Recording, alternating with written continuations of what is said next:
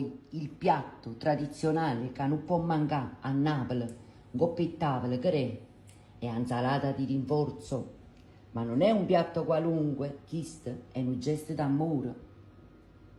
Una cosa, compratevi un bel cavolo bianco, acqua e sale un po' fuoco, lo fate bollire e ci calate il cavolo dentro 6-7 minuti finché non diventa morbido. Ecco qua, il cavolo è pronto e io lo metto a raffreddare da parte.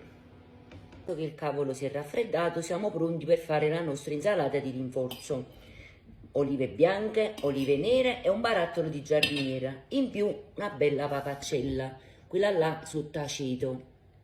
Prendete la papaccella e tagliatela a fettine sottili e la unite alla giardiniera. Ecco qua.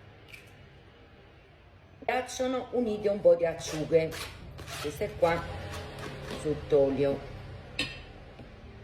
Uniamo anche il cavolo che abbiamo lessato prima, di aceto di mele oppure aceto di vino, quello che preferite, olio, voglio a zaffuno come se non ci stesse un domani, tanto olio,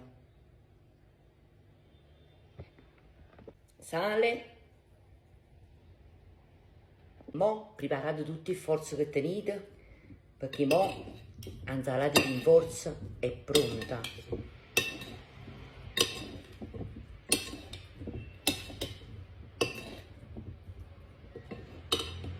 Qua ve la preparate il 24 dicembre e ve la tenete fino al 31 dicembre. No. E vieni, mettilo qui in la zuppiere, te. Questa è la mia insalata di rinforzo. Se la facete pure voi, scrivetemi nei commenti.